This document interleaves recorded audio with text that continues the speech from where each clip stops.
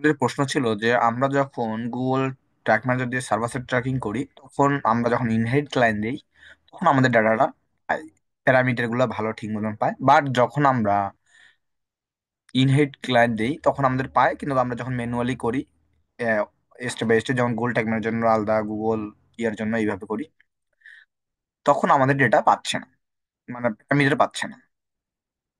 Inherit client দিলে পাচ্ছে, আবার যখন আমরা ম্যানুয়ালি করতেছি গুগল ট্যাগ ম্যানেজার দিয়েই করতেছি, তখন আমাদের প্যারামিটার গুলো পাচ্ছে না। এটা সমস্যা আসলে, সমস্যা না, এটা আসলে আপনাদের বোঝার সমস্যা। এটা তো আপনারা বুঝেন নাই, বা আপনাদের দেখাই দেওয়া হয়েছিল কিন্তু আপনারা ঠিক মতন ক্লাস করেন নাই। দ্যাটস ওয়াই আপনাদের এই সমস্যাটা হচ্ছে। আপনারা যদি ঠিক মতো ক্লাস করতেন, মনোযোগ দিয়ে করতেন, বাট আপনাদের এই সমস্যাটা হইতো না। আবার আপনাদের সলিউশন দেওয়া হয়েছে যে ভেরিয়েবলটা নিতে হবে কি, ইভেন্ট ডেটা, সেটাও আপনারা বলছেন ওকে, বাট আপনারা আলটিমেটলি পারেননি। কেন পারেননি? আপনারা চেষ্টা করতেছেন না, হয়তো ভাবতেছেন আমাদের তো দেখাই দিবে। এরকমটা করলে এই সেক্টরে টিকা খুব মুশকিল। কারণ আপনার সমস্যা কিভাবে সমস্যা হচ্ছে, সমস্যাটা ফিক্স করা, সমস্যাটা ফিক্স কিভাবে করব সেটা খুঁজে বাইর করা।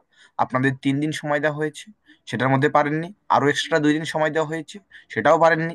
এটা আপনাদের ব্যর্থতা বলে মেনে নিতে হবে। কারণ আপনারা পারেননি, আপনারা ঠিক মতন ক্লাস করতেছেন বা আপনারা ঠিক মতন প্র্যাকটিস করতেছেন না। দুইটার একটা। আমি যখন করলাম তখন আমার টিকে পেলো, আপনাদের কেন পেলো না? আমি জাস্ট তার জন্য বিগিন চেক আউটের জন্য করতেছি, টিকটকের জন্য, ঠিক আছে? তো টিকটকে বিগিন চেক আউট আপনার কিন্তু পাচ্ছিল না, আমি করলাম। আমার কি সব কারেন্সি, কারেন্সি পেয়েছে, আপনার ভ্যালু ভ্যালু পেয়েছে, এবং ডিসক্রিপশন টাইটেল, যেটা আমরা প্রোডাক্ট নেম বলি, সেটা পেয়েছি। বাট আপনাদের পাচ্ছে না। এখন না পাওয়ার কারণটা কি, আমি সেটা এখন ডিসক্রাইব করি। সো এইখানে প্রথমে আমরা যাব ভেরিয়েবলে। ভেরিয়েবলে গেলে আমরা কিছু ভেরিয়েবল নিতে হবে। সেই ভেরিয়েবলটা কিভাবে নিতে হবে এটা আমরা দেখবো। সো আমি যখন কিনেছি কারেন্সি নিছি, আমি কারেন্সি যদি দেখাই এখান থেকে, আমি এখানে খুঁজে পাওয়া খুব মুশকিল হচ্ছে। তো এইখানে দেখেন কারেন্সি চলে আসছে। এখানে যখন আমি নিছি, কিনেছি ইভেন্ট ডেটা, ইভেন্ট ডেটা এখানে দিচ্ছি আমি কারেন্সি। এখন কিভাবে বুঝবো এটা আমি কারেন্সি দিব? তো আমি যখন এখানে যাব, যাওয়ার পর আমরা ইভেন্ট ডেটাতে যাব। এই ইভেন্ট ডেটাতে গেলে আমরা দেখবো এখানে কারেন্সি নামে একটা অপশন আসছে। আমরা যখন ওয়েব ব্রাউজার সাইটে আমরা যখন ভেরিয়েবল নিতাম, তখন আমরা কি করতাম? Ecommerce dot item dot zero dot item name, item ID, এভাবে নিতাম।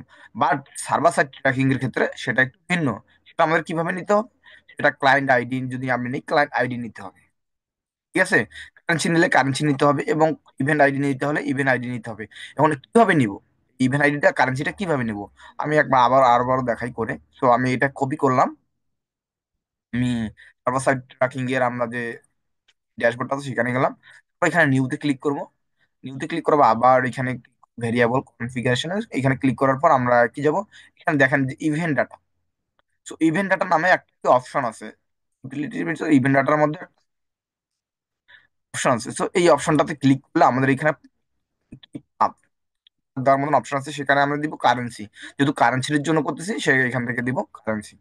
কারেন্সি দেওয়ার পর আমি এটা সেভ করতেছি না, কারণ আমার অলরেডি সেভ করা আছে। এখন যদি কথা হচ্ছে, এখানে তো কারেন্সি আমি দেখতে পাচ্ছি, তাহলে আমি আইটেম নেমটা কিভাবে নিব? আমি এটা ডিসমিস করতেছি না, আমি এখানে দেখতেছি আইটেম নেমটা কিভাবে নিব। সো আইটেম নেম নেওয়ার ক্ষেত্রে আমরা যখন সার্ভার সাইড ট্র্যাকিং এর ক্ষেত্রে এক্স এফবিপিসি এইরকম ভাবে করছিলাম, তো এখানে দেখলে আমরা সেই নামগুলা পাবো, ডেটাগুলো আমরা এখানে পাবো। দেখেন, তো এখানে আমরা কি content name, container name, title name, এটা যেটাই আমরা দিয়েছিলাম ফেসবুকের জন্য, কি container name, content name. So এইখানে আমরা কি এটা আমরা নিব। So, এই ভেরিয়েবলটা নিব, এই ভেরিয়েবলটা নিলাম। তারপর আমরা কি করব? আমরা সেম ভাবে এইখানে গিয়ে আমরা এখানে আমাদের বসাই দিব, এবং আমরা এখানে দেবো কি আইটেম নেম। আমার আইটেম নেম অলরেডি করাই আছে, সেজন্য আমি নিলাম না, বাট আপনারা করে নিবেন। এইটা নেওয়ার পর আপনার যখন ফ্রি ভিউ দিবেন, ফ্রি ভিউ দিলে, এখন কথা হচ্ছে আমি টিকটকের ট্যাগে যাই, টিকটকে কিভাবে দিছি, এটা না হলে তো আপনারা আবার বুঝবেন না। তো আশা করি অলরেডি বুঝে গেছেন। তো টিকটক ইনিশিয়েট চেকআউটে আমি যাই, গিয়ে এখানে ইয়া করি। এখানে কি কি প্রপার্টি, প্রপার্টিজ আছে, ইউজার ডাটা আছে, ডাটা আছে। প্রপার্টিস এগুলো দেখবেন আমরা কারেন্সি দিছি, ভ্যালু দিছি, এবং ডিসক্রিপশন বা যেটা টাইটেল বা কন্টেইনার, যেটাকে বল কন্টেইনার নেম, কন্টেন্ট নেম যেটা আমরা বলি, তো এইখানে আমি আইটেম নেম দিছি, ভ্যালু দিছি, কারেন্সি দিছি, কোন কিভাবে দিছি, ওই যে ভেরিয়েবল গুলো করলাম, ভেরিয়েবল গুলো এইভাবে ধরা দিছি। তো আপনারা জানেন কিভাবে ভেরিয়েবল ধরা দিতে হয়। এবং ইউজার ডাটার মধ্যে আমি কিছু রাখি নাই, এবং পেজ ডাটার মধ্যে পেজ লোকেশন আর পেজ রেফারেল এটা আমি রাখছি। এটা আপনাদেরকেও দিতে হবে। এবং আমি যদি চাইলাম যে ইউজার ডাটা দিব, ইউজার ডাটা দিলে আমরা ইমেল, হাবি জাবি এগুলো দিতে পারি। যেমন এখান থেকে ফোন, এখান থেকে উম, আমাদের কি দরকার হচ্ছে ক্লায়েন্ট আইডি অ্যাড্রেস, যেগুলো দরকার হবে সেগুলো আমরা এখানে নিয়ে নিব। এখানে যদি আমার ইমেল করা থাকে, দেখি আগে ইমেল করা আছে কিনা।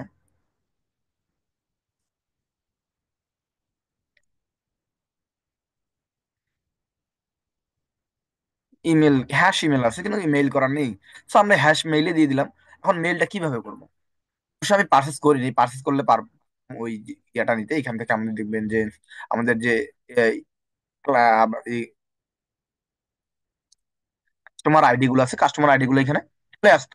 তো এগুলো কিন্তু খুব ইজি, আপনারা একটু ব্রেন খাটাইলেই পারবেন। তো আশা করি আপনারা বুঝে গেছেন কিভাবে সলভ করতে হবে। আপনার ইভেন্ট প্যারামিটার কেন পাচ্ছে না, আপনার জন্যই পাচ্ছে না, আপনি হয়তো রং ভাবে সেট আপ করছেন, সেই জন্য পাচ্ছে না। আপনারা হয়তো ট্রাইও করতেছেন না যে এটা কিভাবে ফিক্স করবো। থ্যাংক ইউ সো মাচ, আশা করি আপনার ভিডিওটা উপকারে আসবে। আপনাকে অসংখ্য ধন্যবাদ।